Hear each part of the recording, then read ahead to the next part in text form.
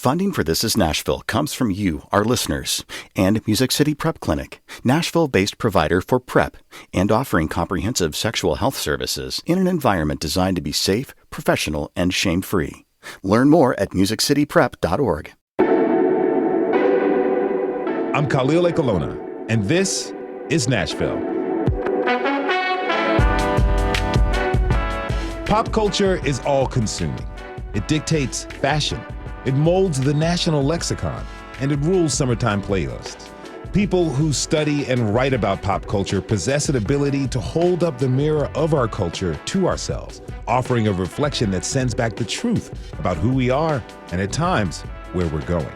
For over 40 years, Ann Powers has been writing about music and pop culture, writing for The Village Voice, The New York Times, The Los Angeles Times, and more. She's probably interviewed all of the relevant musical artists of the past 40 years, from Prince to Madonna. She's covered the memorial for Kurt Cobain, and now she's author of many books. Selections like Weird Like Us, My Bohemian America, a memoir, Good Booty, Love and Sex, Black and White, Body and Soul in American Music, on eroticism in American pop music, and Piece by Piece, co-authored with Tori Amos. Her latest is highly anticipated, Traveling on the Path of Joni Mitchell. Since 2011, Powers has been writing for NPR Music as a critic and spearheaded the multi-platform project called Turning the Tables that explored 150 of the greatest albums by women. After living all over the country, Ann Powers now calls Nashville her home. We're happy and honored to have her with us now. Ann Powers, thank you for being here. Welcome to This Is Nashville. Well, I'm happy and honored to be here, Khalil. And as I've said to you before, being on This Is Nashville is one of my dreams. So Thank you for having me. Thank you for being here. That's so sweet of you. Okay, so what's your big philosophy for the day? Like, what's the big or small idea that's been running through your head lately? Oh, wow. That's a huge question. I guess one thing I think about a lot now in 2024 is what is the right model for thinking about popular culture, thinking about music in particular, but any of the popular arts, movies, television, even sports, because the way that culture comes to us now, the way we receive culture and create culture and respond to culture is so different than when I started as a teenage music critic back all those years ago. So I'm in a constant process of adjustment and kind of reassessing how to comprehend the importance of culture. Do you think it's because our worlds are smaller yet more broader because of internet and social media, the ability for me to understand what's happening in Jakarta in the music scene just by going on TikTok? Absolutely. We are living in a global moment. I mean, we're always living in a global moment, but our awareness of that has been so heightened by these new tools. Also, the division between creator and fan has is dissolving. And I think it's become more difficult for artists because the economic models that upheld them in the past, even though at the same time, those models often devalued artists in favor of other people in the culture industries, they've just fallen apart. So everyone's trying to figure out a new way now, and Nashville is the epicenter of that. Do you think it's a benefit to us? I mean, well, let me phrase it like this. That line between the creator and the fan has blurred, gotten very thin. Sometimes it's even non-existent. Yes. I question, is that a good thing? Because coming up when I did, as a firm Generation Xer, there was a line, there was a mystique I had about the peoples whose art and creations that I consumed and really loved. And so it prevented me from, what is the adage? They say never meet your heroes. Oh, right? yeah. So you won't be disappointed. Yeah. So I was able to kind of hold them, but also their work. Yes. I was able to look at it in a certain way, and now Yeah. it's gone. And so suddenly I'm making judgments on a person's work that can also be equated to a judgments on a person's character. Right. Are you thinking about a former Nashvilleian, sometimes current Nashvilleian, whose initials might be TS and who might be the most famous pop star in the world right now? There's a little bit of that going on. There's a lot of other examples, but it just seems like the mystique of the artist is gone away for good and bad reasons. Yeah, it's interesting to think about that. I like to take the big picture. I mean, the really big picture. Let's let's go beyond the 20th century and let's go all the way back. Say, I don't know, what about the Renaissance? When artists worked for the court, but then there was also the anonymous artist who was making beautiful work in, say, the churches and temples of the world, and we'll never know their name. So I think we always think about art and popular culture through the lens of our own experience in our own time. But this is a turn of the wheel, and it's a very huge wheel. It's not the first time that the distinction between artist and consumer has sort of collapsed.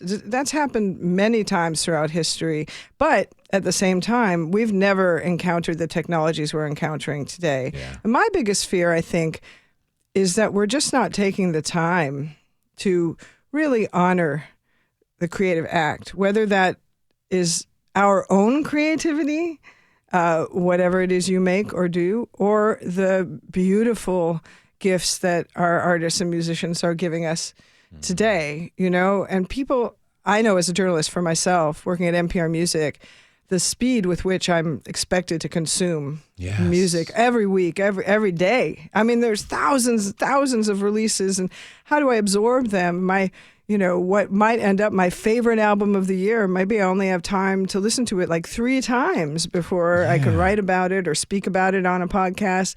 And that's so different than when I was a young kid, say when I was a teenager and I got my copy of David Bowie's Diamond Dogs and I carried it around with me, and there I was standing at the bus stop and reading the lyrics and memorizing every word. And I really hope that people are still taking the time to have that kind of experience. I really hope, I don't know if we are, because we consume music differently. I remember those are back in the days when records were released on Tuesdays. Yes. You put it into special order, or you go to your local record shop, or even the Waxy Maxis or Sam Goody. Exactly. You get your album, and if you had friends who appreciated this artist as well, either you got with them and you listened to it together as a group, or you did have your individual solo experience with it, but you were able to truly consume it. And I feel like the way we approach art now with our microwave attention spans and our fast food culture, particularly fast food takes on creative things, they want you to spit it out and regurgitate. I'm like, but you didn't have time to fully listen to it. Right. Because in every album, I've been playing, what album I've been playing? De La Soul is Dead. I've been playing it a lot. Love that. An album came out 33 years ago, not too long ago. And I've been listening to it ever since. Got it on the Tuesday it came out. There's things I'm still picking up from that record all these years later. Absolutely. Well, I wrote this book on Joni Mitchell, and I can't tell you how many times I listened to every one of her records, but every time I return, there's something, whether it's a lyric I didn't notice the turn of phrase, or maybe the rhythm track, maybe a guest appearance by a collaborator. I'm like, oh my goodness, I got that so wrong. But I have a great story for you from my youth about that experience of listening to albums or recordings with friends. So when John Lennon died, I was in high school, and I was living with my parents, as many people do when they're in high school, and I was in my little bedroom with my giant Mylar poster of Paul McCartney. I was a total Paul McCartney fan. Over my bed, and it was I can't remember what time it was when he died, but I had a couple friends over. My friend Roger had. He worked in a record store, and he had brought over the colored vinyl of Happy Christmas War Is Over by John Lennon, Yoko Ono, Plastic Ono Band, and we were listening to it on repeat. And my brother walks into the room. My brother is 5 years younger than me, and he says, "Ann, John Lennon has been shot." We were literally listening to John Lennon when we found out that John Lennon died. Isn't that incredible? And the fact that we were doing it together gave us this instant communal moment of grief and shock, and that was such a milestone in my life, and I have vinyl to thank for that. That experience of getting with somebody, and it's not, I'm not putting it on a shuffled playlist or what have you. I am intentionally dropping the needle, pressing play on the cassette deck or the CD player, and reading the lyrics available to us. So I want to talk a little bit about Seattle growing up and what it was like. Tell me about your parents. What were your parents like? Wow, my parents, they were pre-rock and roll. So I'm the oldest child of of older parents. My mom didn't have me till she was 39. Then she had my brother at 45. And they were Depression era children who my father fought in World War II. Mm-hmm. And their musical loves were big bands, easy listening. My mother saw Ella Fitzgerald when she was young. She saw Duke Ellington in Chicago at one of the great ballrooms in Chicago. My dad would put me and my brother on his knee and sing Danny Boy, and we for probably the Bing Crosby version, and my brother and I would burst out in tears because we knew this song was about someone who died. We didn't really understand what, but I think he would do it almost to give himself a laugh because we would just lose it, So I consider that a plus.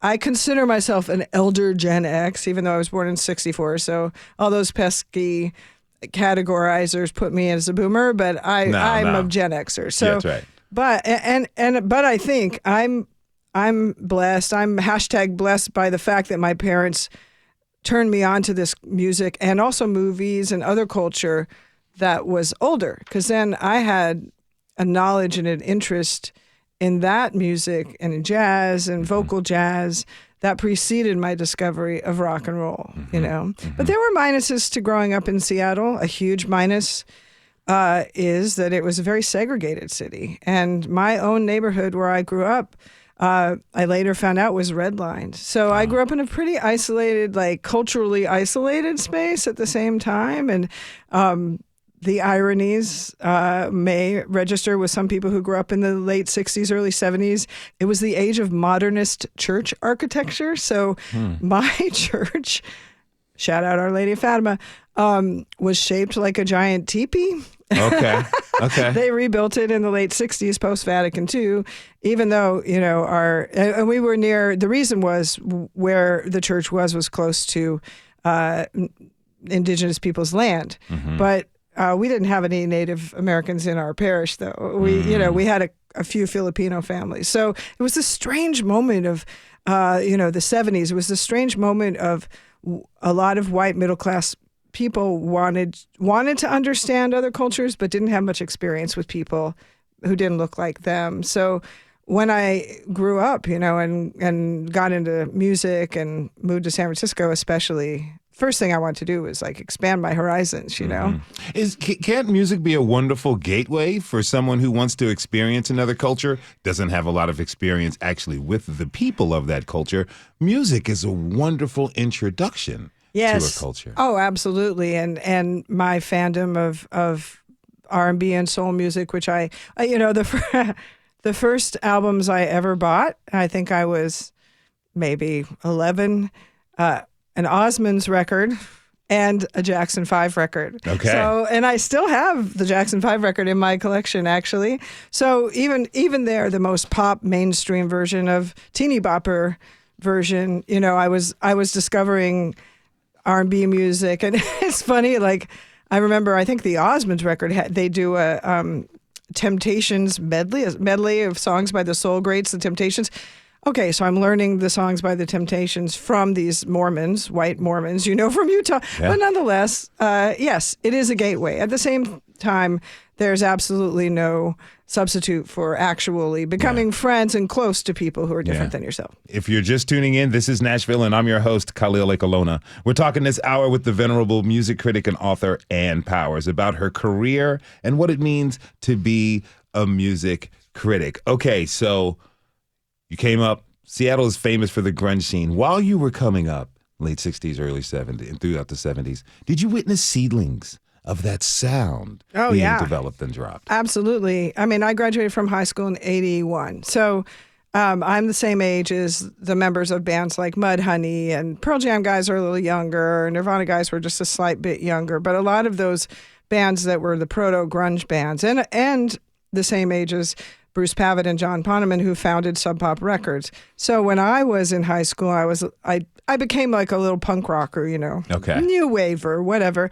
But I remember going to see the band that Mark Arm was in before Mudhoney, called Mr. Epp and the Calculations. They were named after their calculus teacher or whatever high school they went to.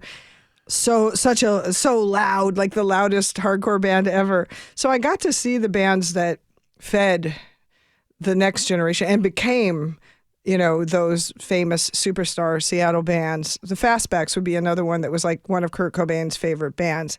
I moved to San Francisco when I was only 19, so the birthing moment of grunge, I was in San Francisco, but I soon started coming back and writing about the scene, and I feel very connected to that generation. Your career started in high school. Yes. How did that feel? Like, did you put any extra responsibilities on yourself? Because it sounds like your first job, you're like, I'm a music critic.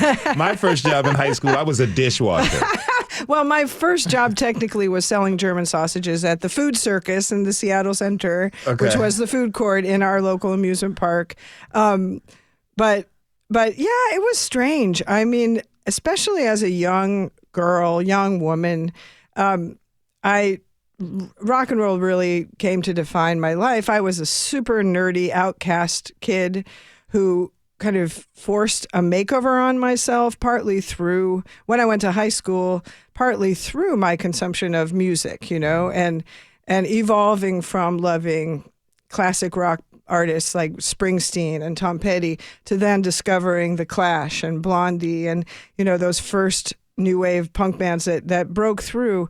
And I became that thrift store girl, dressing, going down to the St. Vincent de Paul and buying my little outfits and going to all ages shows. And I just needed some way to be there that felt legit. Especially, I think, this is where I guess I first learned about sexism, because I knew that if I didn't have a reason to be in those rooms, people would assume I was just there to meet the boys in the band, to just be kind of a little groupie.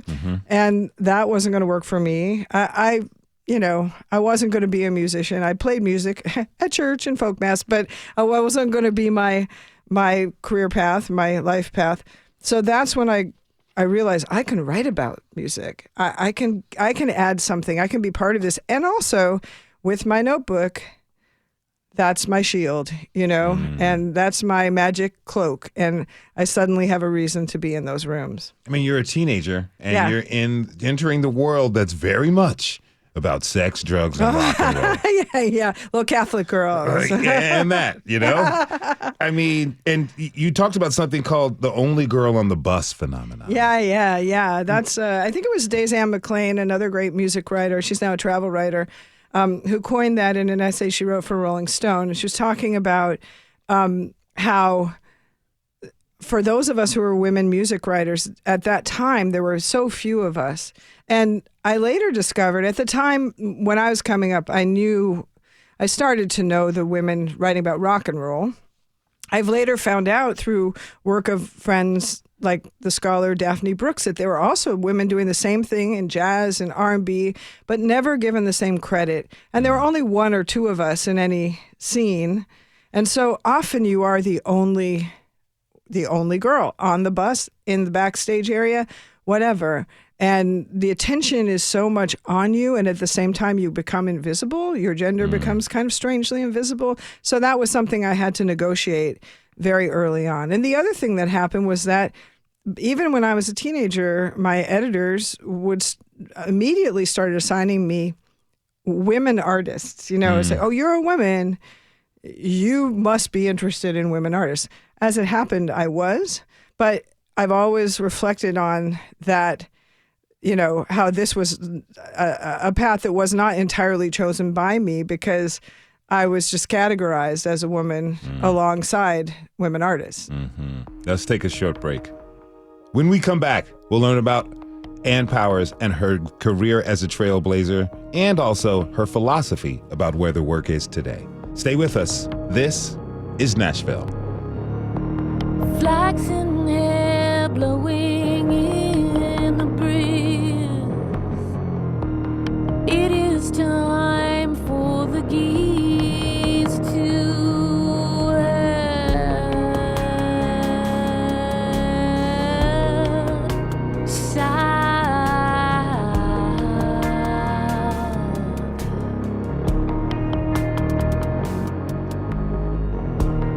I have come with my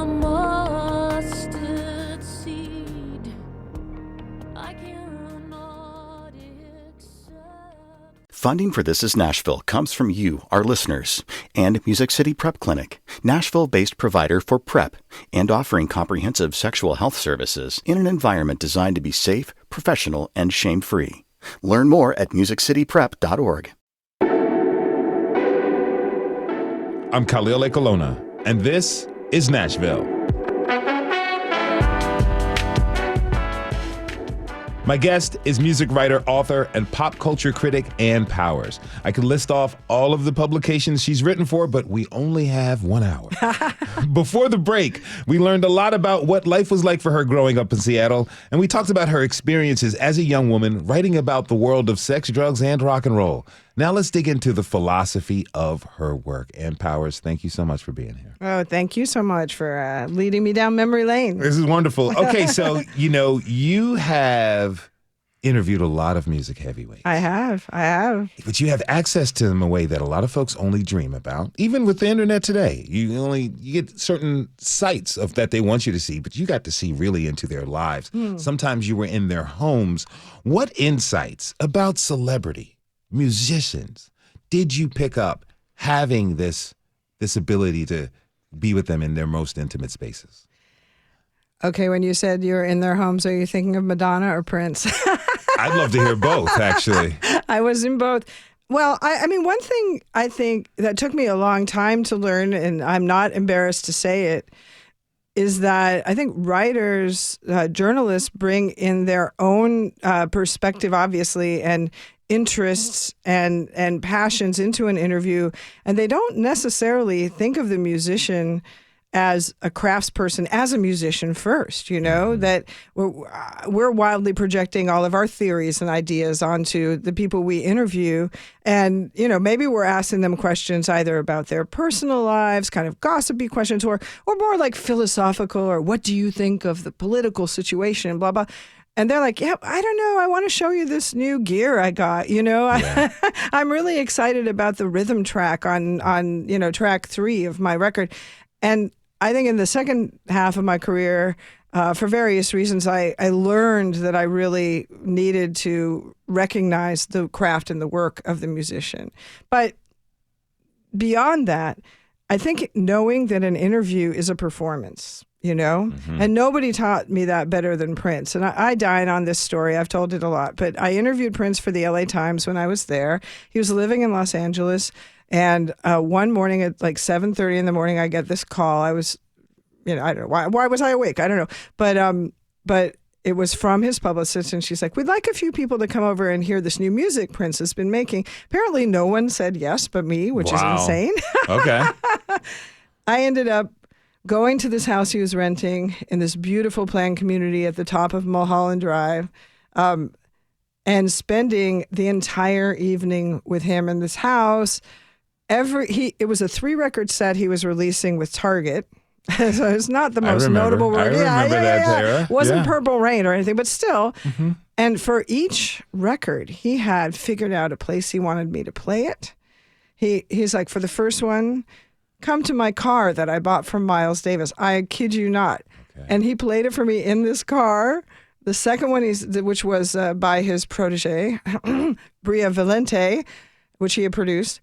He's like, come into my bedroom. I'm sitting there on this bench. He literally had a circular bed. Mm-hmm. And he's kind of dancing around like, what is my life? What is my life? Prince is dancing in front of me, in front of his bed. I don't get it.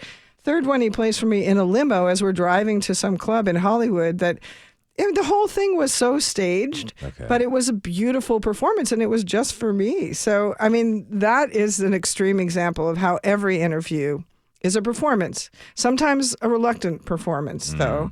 When coming up in the 90s, and I was interviewing a lot of rock bands, a lot of male rock artists, oftentimes I got a ton of attitude, and I felt very inadequate in the face of these guys, many of whom just didn't want to talk to the press, just didn't have any interest. And in that, I recognized that an interview situation is also always somewhat antagonistic because, what if you, Khalil, right now asked me some personal question I didn't want to answer, or asked me, something that stumped me? Then immediately our goodwill and our fun and our connection would be a little bit soured. And there is that tension around that, So those are some of the lessons I've learned about interviews. Okay, so real quick, what's your favorite Prince song? Oh my God. Well, The Cross is my favorite Prince song, which is like makes me such a ballad freak or whatever. I just love the grandiosity of The Cross. But I mean, that said, when I was a kid, Raspberry Beret was definitely my favorite. Nice. I don't know. There's so many great ones. That's the most beautiful girl in the world. Let's Go Late, I don't know. I love Diamonds and Pearls. Oh my gosh. What about you? Song. What's your favorite? Ballad of Dorothy Parker. Oh, that's a very good call. That's a very good call. Yeah, it's deep. I've learned more about it the older I get. Yeah. Well, Signs of the Times, also that song itself. I think we should all listen to that song now and reflect on what he was saying then about our distortions about reality, about the confusion of our present day. I mean, it's all in there. Mm-hmm. Okay, so how you just described that album, Music Criticism, what is it? Because there's a lot of people who think they're doing it now. That's true, and that's always been true. Well, I don't want to put a box around music criticism because I think it can be so many different things. I mean, historically, well, I guess we would say the current era of music criticism came to be in the late 60s, along with alternative journalism and what was called new journalism. And it was really a new way of writing about culture, in which the opinions, vision, and life experience of the writer was sort of like incorporated into the storytelling, and a narrative, a very strong narrative was applied to cultural writing, cultural journalism. So, these are people like Robert Christgau and Greil Marcus and Lester Bangs, these classic, Ellen Willis, the great writers of that first era. And I learned a lot from them. But at the same time, music criticism was also just ranking and rating. And still we see that today. And that's something I don't always feel comfortable with. But I mean, Pitchfork would be the modern day example, the scores, Yeah. Bob Christgau had his consumer guide where he would give grades, A+, B-, like that. Rolling Stone had the star system. So there's a side of it that is about consuming culture and being kind of a service journalism, Here, I'm going to tell you what to listen to. But then there's another side of it that is about putting art and music in context and understanding what it means that this work was produced at this time and how people received it. And that really is what interested me. What is it like to write about sometimes artists who are seen as demigods? Oh, yeah. I struggled with that with the Joni book. That was a really hard thing for me at first. I agreed to do the book. I signed the deal.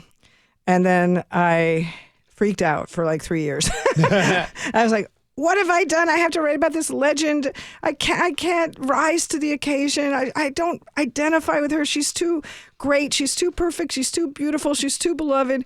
So I think a lot of doing good work about very famous people is clearing away that the brush, the overgrowth of that aura, and then trying to see what's there when that has been cleared away. If we're talking about Beyonce, for example, I think it's easy to get caught up in just praise, and she deserves all the praise, and elevation and constant, constant elevation of every move she makes. But to me, what's more interesting about Beyonce is how she has applied herself to a mission of standing up for the culture, right? For a global vision of Black culture, connecting African American culture and history to African music, now to country music, and that mission, which is very collaborative, by the way, and there's dozens, if not hundreds, of people involved in every project. That is what I want to track when I'm writing about Beyonce. I don't need to tell you she's amazing. Yeah, you already know that. Yeah. So how do you approach it when an artist doesn't like your take or critique? I've had that happen. It's definitely a risk in the social media age. Yes. I had an experience a few years back when I wrote a piece for NPR Music about Lana Del Rey, about her amazing record, Norman effing Rockwell. And I intended it as a positive piece, but I got a little lyrical, a little poetic, took a few liberties in terms of what I associated with her songs, made some conjectures. And she tweeted something late at night. I remember I was like getting ready for bed, and I look at my phone and I'm like, oh, Lana Del Rey tweeted my piece. First you think, that's great. Then you read the tweet. And you're like, uh-oh. She said something like, there's nothing about this piece that I relate to. You don't understand anything about my music. And after that happened, her fans attacked me on Twitter, not just for a week, not just for a month, but truly for years. For years, I got at least once a day, I would say, I got some negative, you should kill yourself type tweets, Wow.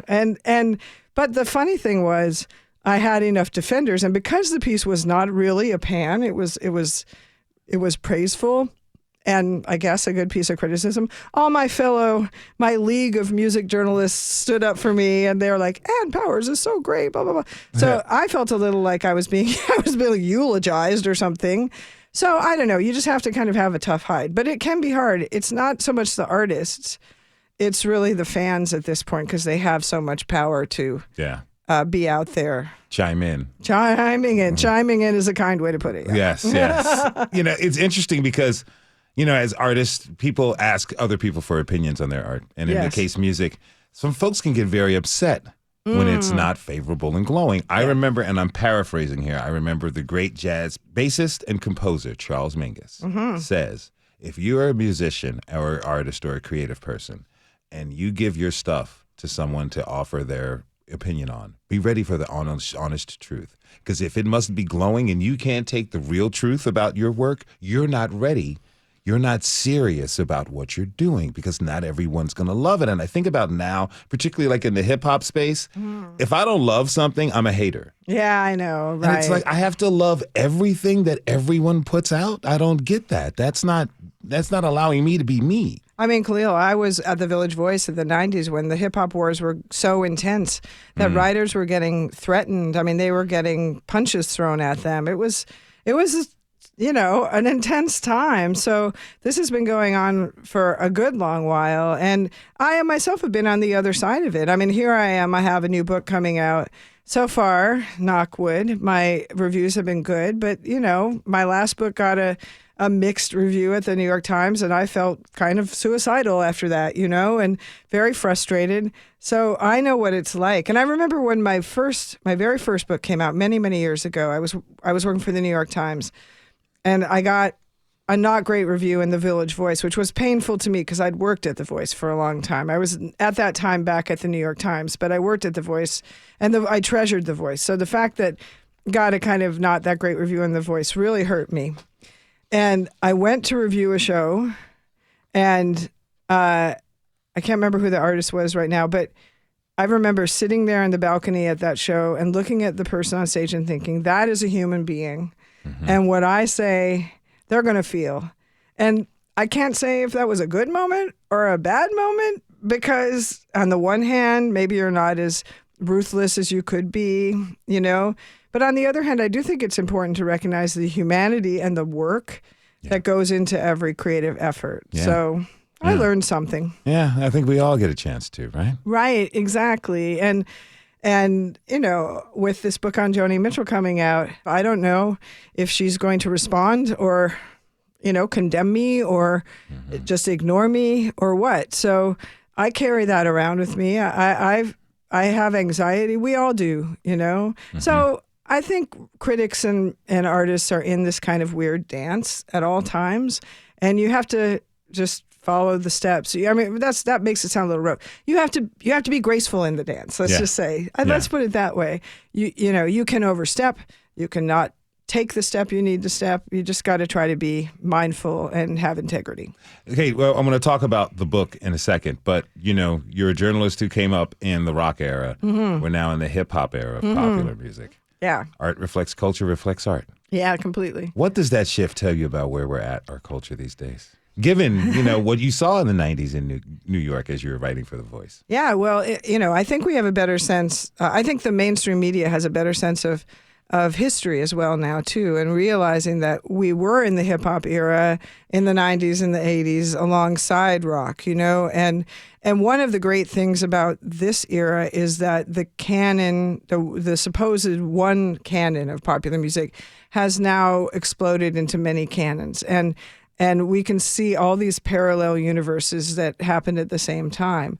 That said, you're absolutely right that the grounding of all popular music now, including country music, is hip hop, and it demands a different set of sort of aesthetics, a different understanding of how music is made and how music hits us.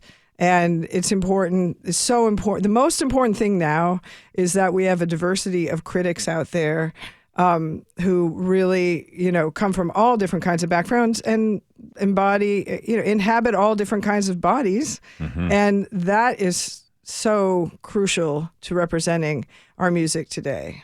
The number one thing. Now, last year, hip hop celebrated its 50th anniversary. So some would say, hey, it's reached that milestone. Some people would argue, yeah, it reached 50. But the genre, the music itself, the culture have never been weaker. I don't know. I think hip hop is truly global now, and I think if we look, for example, at Afro beats, and music that's coming to us from Africa now, artists like Burna Boy or Tyla, and reflecting back American music from Africa, just as Nigerian highlife did, or Senegalese music of, say, Youssou N'Dour did in previous generations. There's so much exciting stuff happening globally. And I also think, you could say the same thing for the global explosion of Latin music, right? Yeah. And also grounded in hip hop. So in a world where Bad Bunny is around, I'm going to say we're in a bad moment. I'm happy. Okay, let's take one more break. When we come back, we'll talk with Ann Powers about her new book, Traveling on the Path of Joni Mitchell. As always, you can join the conversation by tweeting us at This Is Nashville. We'll be right back. Ghettos to the left of us, flowers to the right. There'll be bread for all of us if we can just bear the cross.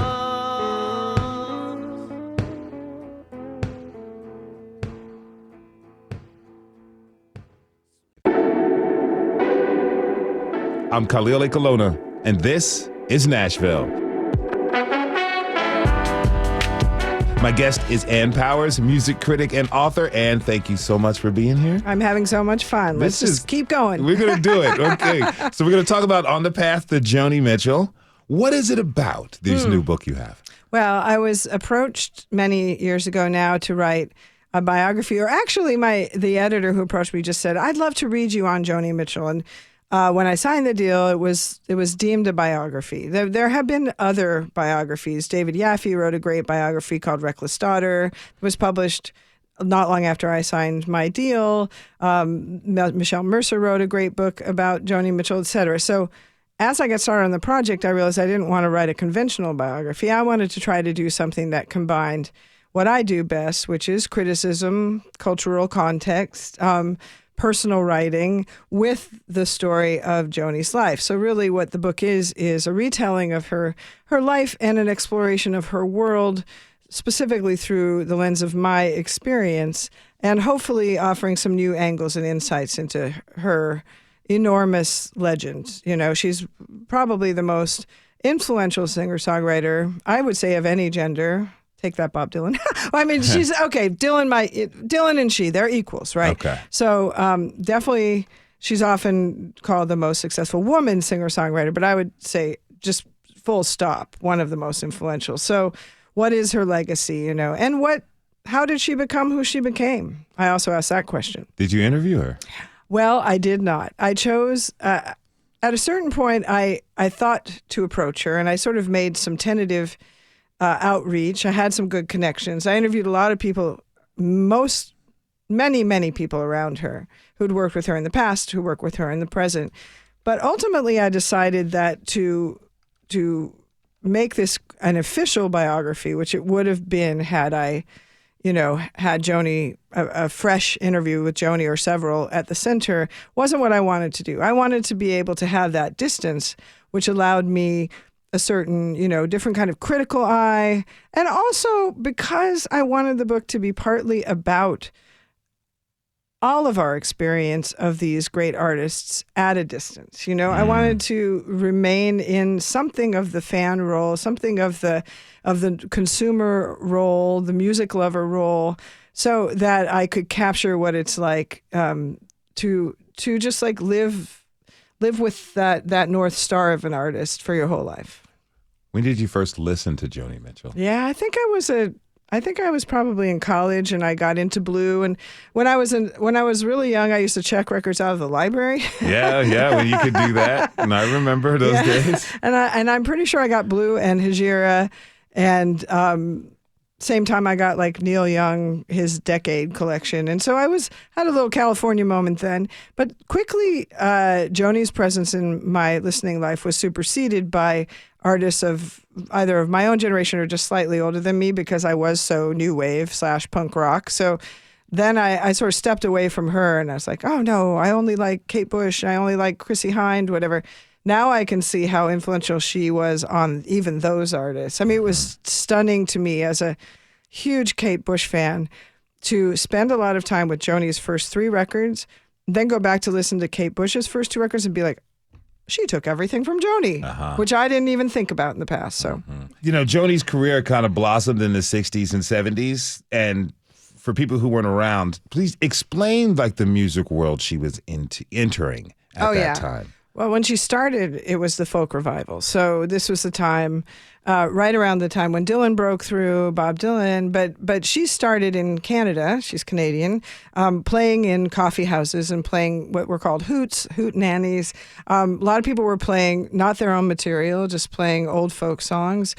She was often compared to Joan Baez, Buffy St. Marie, but she was always writing her own songs. So then Judy Collins, who was another great folk singer of the time, actually got a hold of some of her songs through a guy named Al Cooper, and was like, this woman is a genius. And so she and another guy, Tom Rush, who was a folk singer, recorded a couple of Joni's songs, and then that kind of launched her on the road. Mm-hmm. She also was very close to Leonard Cohen, another pioneer of the singer-songwriter movement.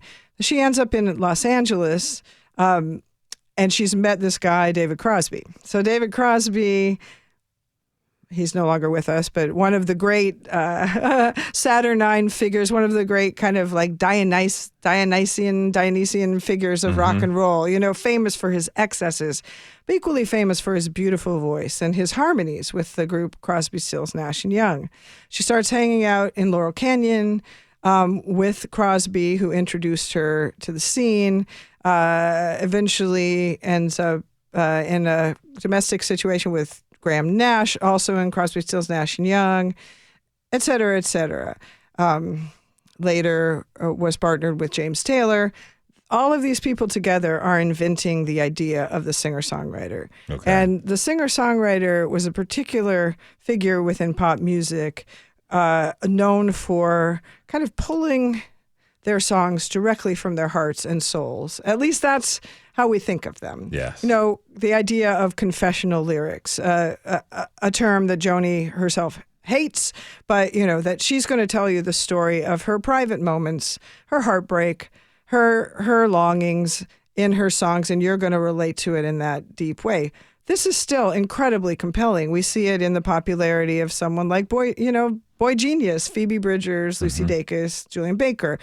Why are they so popular? It's because of their beautiful musicality, but it's largely because people hear their songs and think they know them as people. And that's something that Joni Mitchell, she didn't always like it, but she helped introduce that idea, that we could know an artist through their songs and we could feel they were a kind of friend. And she was one of the very few women who were in the game at the time. And then from her success, A lot more women got into the game. It took a while.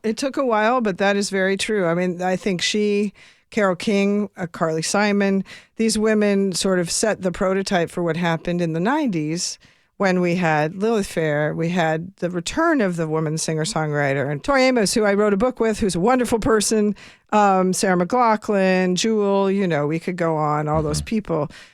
So, yeah, in the book I try to talk about how, although Joni was on a kind of lonely road as one of the few women singer-songwriters who gained serious fame and respect in her circle, she then later became a kind of metaphorical mother to this generation, even if she prickled at that idea. In the 90s, she was like, I don't want to have anything to do with those kids. None of them are as good as me. But now we see her, she's back, and she's embracing that role.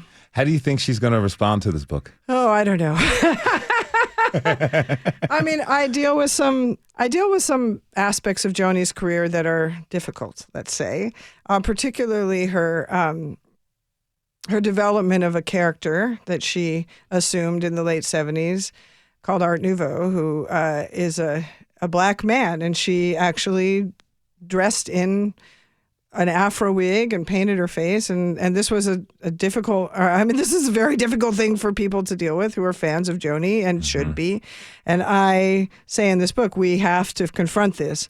I'm not the first to say that, but it's not a subject I think Joni personally wants to think about or talk about too much. So, whenever you deal with subjects that have been sort of rendered taboo by history or that others have agreed to kind of tread lightly over, well, you risk offense. But, it's 2024. We got to talk about these things. And let's just be honest. All of our heroes, especially, I think, the counterculture era heroes, the white counterculture era heroes that we've held up in popular culture, popular music, there's not one of them who didn't transgress in one way or another. So let's just face it. How many of us have not transgressed in one way or another? Really? Well, that's very generous of you. I think that's true. But I think there were certain things about that moment that,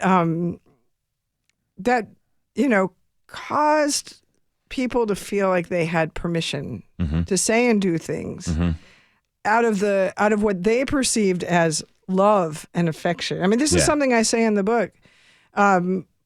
Thinking about these kinds of racial transgressions, not only about white artists who appropriated Black culture, but also who appropriated Indigenous, Native, First Nations culture. I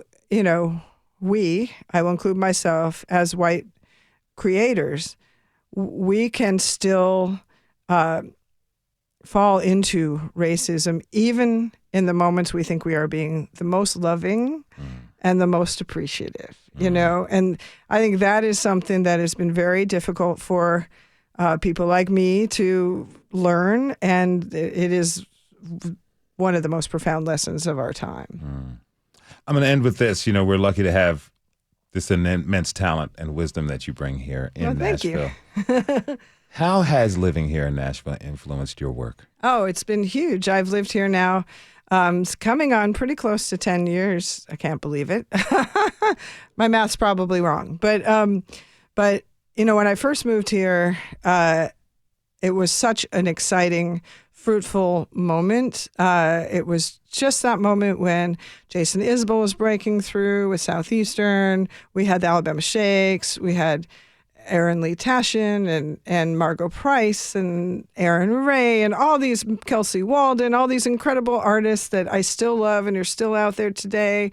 Lily Hyatt, I could just go on. And I immediately felt just totally embraced and immersed in this amazing scene. What I've seen since then is like an ongoing evolution of that scene and admission too, especially in the, well, I'm not saying the country world has totally admitted this, but an acknowledgement that there were limits put around some of the genres here in Nashville. And the most exciting thing, especially since the pandemic times, for me has been seeing the folks from the Black Opry, and seeing other artists of color and queer artists coming up and hearing about a Spanish-speaking artist playing at the Opry, or just the other night I went to see Chris Hausman and Denisha in the same night, and that's the country that I want. I want a country that has room for all of us. I want country music and a country that has room for all of us, and I'm happy that Nashville is going in that direction. I want the country for all of us. I want space for all of us. I just want it to be good. Yeah. If it's good, I can roll. Too. Absolutely. Thank you so much for being with us, Ann Powers. Don't forget, her book comes out tomorrow, y'all. Make sure you pick up a copy of Traveling on the Path of Joni Mitchell. Well, this is just one of my top interviews. I know it's going to be one of my best ones of doing this press cycle. So thank you, Khalil. Thank you. Thank you. And if you want to see Ann talk about her new book, Traveling on the Path of Joni Mitchell, check out Parnassus Books on June 12th. She's going to be in conversation there. Be sure you get there. Parnassus Books on June 12th to talk with Ann about her new book. And thanks to you for tuning in this hour. This is Nashville is a production of Nashville Public Radio. Today's episode was produced by Magnolia McKay. It was directed by Tasha A.F. Lemley. Our technical director and board operator is Liv Lombardi. The masterminds behind our theme music are LaRange and Namir Blade. Special thanks to Miss Julie Height. You can listen back at thisisnashville.org or wherever you get good podcasts. And the conversation doesn't end here. Tweet us at This Is Nashville. Find us on Instagram and tell us what you want from our show by filling out our quick survey online. This is Nashville. I'm Khalil Ekolona. We'll see you tomorrow, everybody. And be good to each other.